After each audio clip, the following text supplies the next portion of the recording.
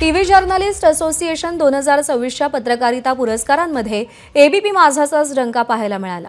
ABP माझाच्या 7 पत्रकारांना विविध पुरस्कार प्राप्त झालेत। या पुरस्कार सोहळ्याला सांस्कृतिक कार्यमंत्री आशिष शेलार, परिवहन मंत्री प्रताप सरनाईक, माजी लष्कर प्रमुख जनरल मनोज नरवणे यांच्यासह अनेक दिग्गज मंडळी उपस्थित होती।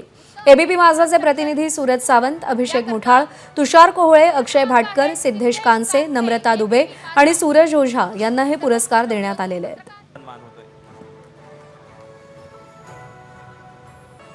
तर प्रतिनिधी सूरज सावंत यांना सर्वोत्कृष्ट पत्रकारितेचा पुरस्कार प्राप्त झालेला आहे। ऑफिसमध्ये आला होता, त्यानंतर तिथे जे काही घडलेलं होतं, भाषेचा कशा पद्धतीने प्रॉब्लेम येत होता, त्याचा काही लोकांनी कसा पाठलाग केलेला होता, हा एक त्याने थरारक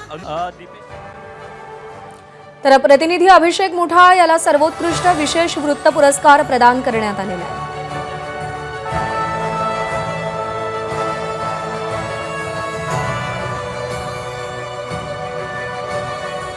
आणि यातलाच माझाचे प्रतिनिधी अक्षय भाटकर यांना सर्वोत्कृष्ट पायाभूत सुविधा कव्हरेज करण्याबाबत पुरस्कार प्राप्त झालाय।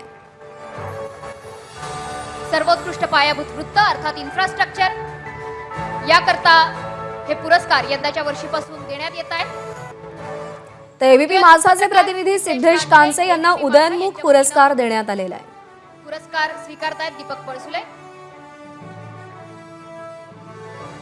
एबीपी माझाचे प्रतिनिधी तुषार कोहळे यांना सर्वोत्कृष्ट ग्रामीण पत्रकारितेचा पुरस्कार देण्यात आला आहे। अनेक गोष्टी, अनेक बातम्या आपल्यापर्यंत पोहोचवल्यामुळे आज हे त्याचं कौतुक होतंय, त्याचा हा सन्मान होतोय। एबीपी नेटवर्कचे प्रतिनिधी सूरज ओझा यांना सर्वोत्कृष्ट शोध पत्रकारितेचा पुरस्कार प्रदान करण्यात आलाय। तृतीय क्रमांक सूरज ओझा एबीपी न्यूज साठी स्वीकारतायत। मंदार सर धन्यवाद, कमलेश सर धन्यवाद, तुम्ही या पुरस्कारांचं वितरण केलं। तर एबीपी नेटवर्कच्या प्रतिनिधी नम्रता दुबेंना सर्वोत्कृष्ट उदयोन्मुख महिला पुरस्कार, महिला पत्रकार पुरस्कार प्राप्त झालाय। मी विनंती करेन मंदार एबीपी माझा, उघडा डोळे बघा नीट।